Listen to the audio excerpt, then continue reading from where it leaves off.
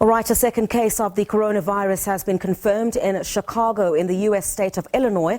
The patient is a woman who recently traveled back from Wuhan in China, the epicenter of the new virus. Now, health officials are monitoring 68 other cases in 22 U.S. states, including a student in Texas who's been isolated at home. We now cross live to correspondent Nick Harper in Washington, D.C.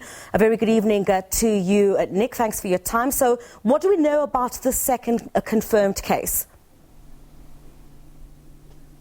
Well, this second confirmed case centres on the city of Chicago in Illinois. A woman in her 60s recently travelled back from China. She was in Wuhan, the epicentre of all of this that's taking place inside China. She travelled there in December, returned to the US last week. Now, we're told that she didn't feel any symptoms when she was travelling, showed no signs while on the plane, but just recently, within the last few days, has begun to feel unwell. She went into hospital and there it was confirmed that she did have the coronavirus. We're told that she's in a stable condition, but she is being kept isolated, obviously to keep her away from other patients and as many staff as possible so that this infection doesn't spread quickly.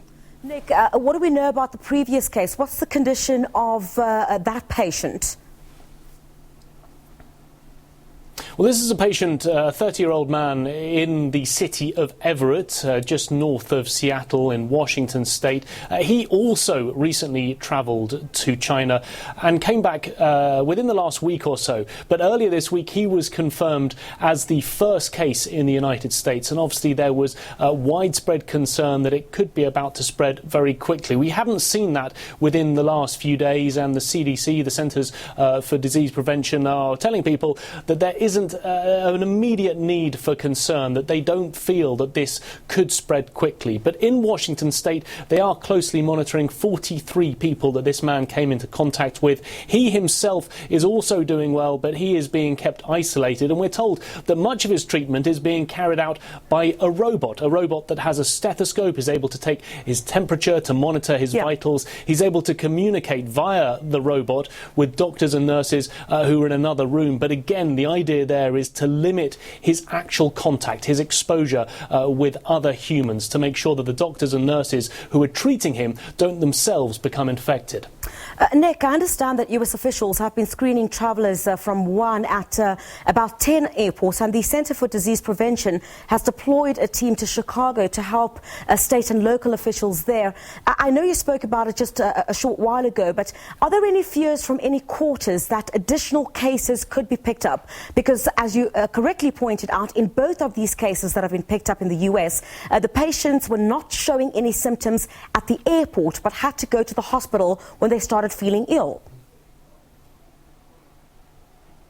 Well, that's it. And that, of course, is the big worry, that they were initially in a plane full of other people in a closed compartment for many hours travelling from China to the US. When they landed here, it's likely that they came into contact not just with people in the airport, but then also their friends, their families, potentially colleagues and other loved ones. So there is a real concern that it could have been passed on to other people. And that's why we're told that they are identifying and then closely monitoring those other people that they could have come into close contact with. And while they are keeping an eye on them, they are, of course, in a position to be able to react quickly and to respond as fast as possible to get those potential people into hospital if they show any symptoms or if those symptoms manifest themselves into actual confirmed cases. So they are playing it safe. They're doing as much as they possibly can. As you mentioned, increasing those teams who have gone to different airports. There are 5 particular airport hubs that they've identified.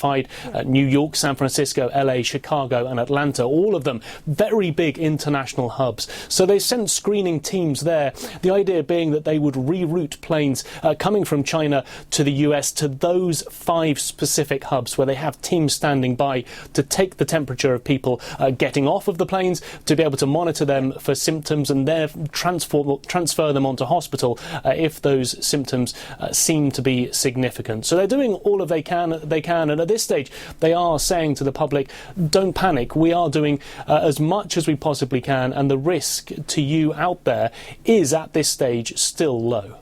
Thank you very much indeed for your time. SABC News correspondent Nick Harper, live to us from Washington on a